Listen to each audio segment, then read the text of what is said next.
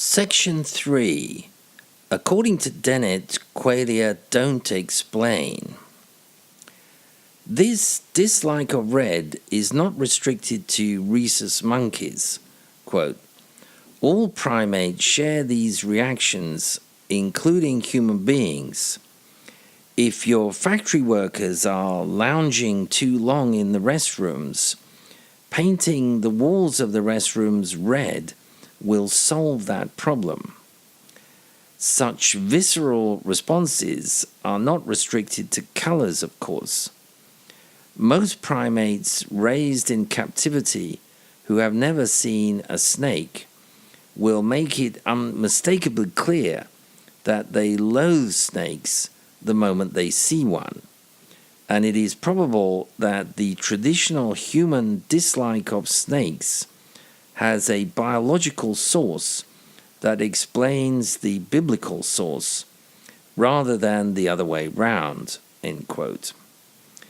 In other words, our hatred of snakes is genetic rather than something we have learned by experience.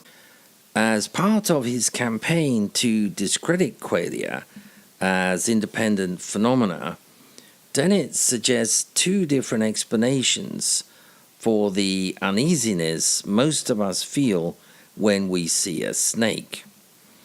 Firstly, snakes evolve in us a particular intrinsic snake yuckiness quale when we look at them, and our uneasiness is a reaction to that quale, end quote. This is his qualia explanation. In other words, the qualia that the presence of snakes provoke in us causes us to recoil from them. Dennett's second functional explanation runs as follows, quote, we find ourselves less than eager to see snakes because of innate biases built into our nervous systems.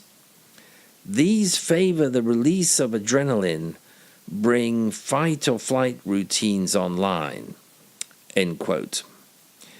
In other words, what causes our aversion to snakes is the evolutionary process that built this reaction into our nervous systems. The qualia we experience when this aversion reaction is triggered are mere byproducts or epiphenomena. Dennett's point with these two alternative explanations is that the first qualic explanation is really no explanation at all. He argues against the idea that intrinsic properties such as snake yuckiness, pain, or the aroma of coffee can explain a subject's reactions, and dismisses the notion as hopeless. Such explanations are, Dennett implies, tautologies, and he compares them with conception and pregnancy. Quote, conception is, by definition, we might say, the cause of pregnancy. If we had no other way of identifying conception, telling someone she got pregnant because she conceived would be an empty gesture, not an explanation. But once we've figured out the requisite mechanical theory of conception, we can see how conception is the cause of pregnancy, and informativeness is restored. In the same spirit, we might identify qualia by definition as the proximal causes of our enjoyment and suffering, roughly put, and then proceed to discharge our obligations to inform by pursuing the second style of explanation. But, curiously enough, qualophiles, as I call those who still believe in qualia, will have none of it. They insist that qualia reduced to mere complexes of mechanically accomplished dispositions to react are not the qualia they are talking about. Their qualia are something different." End quote. Dennett concludes that qualia are nothing but complexes of dispositions. Quote, "When you say, 'This is my quale,' what you are singling out or referring to, whether you realize it or not, is your idiosyncratic complex of dispositions. You seem to be referring to a private, ineffable something or other in your mind's eye. But this is just how it seems to you, not how it is. That quale of yours is a character in good standing in the fictional world of your heterophenomenology.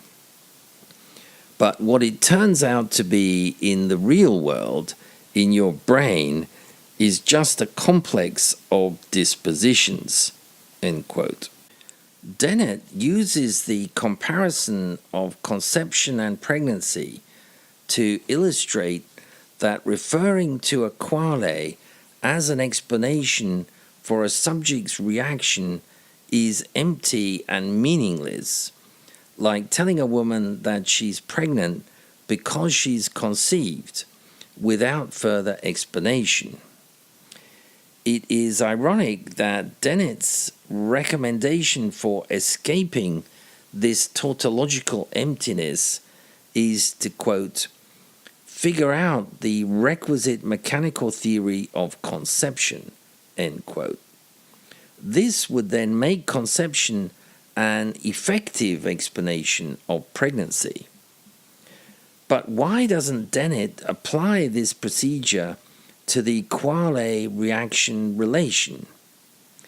The probable answer is that Dennett is already convinced that qualia are dualistic illusions and thus cannot form part of an effective mechanical or even biological theory to explain a behavioral reaction. Other researchers, however, are not burdened by such preconceptions. Jaak Panksepp, for example, believes that qualia can be seen as the missing link between the classic behaviorist phenomena of stimulus and response, rather than the causality moving directly from stimulus to response, as the behaviorists asserted. Panksepp believes that affect, subjective feeling, provides the rewards and punishments necessary to reinforce behavioral patterns. Panksepp's position could be described as behaviorism plus affect as an alternative to cognitivism.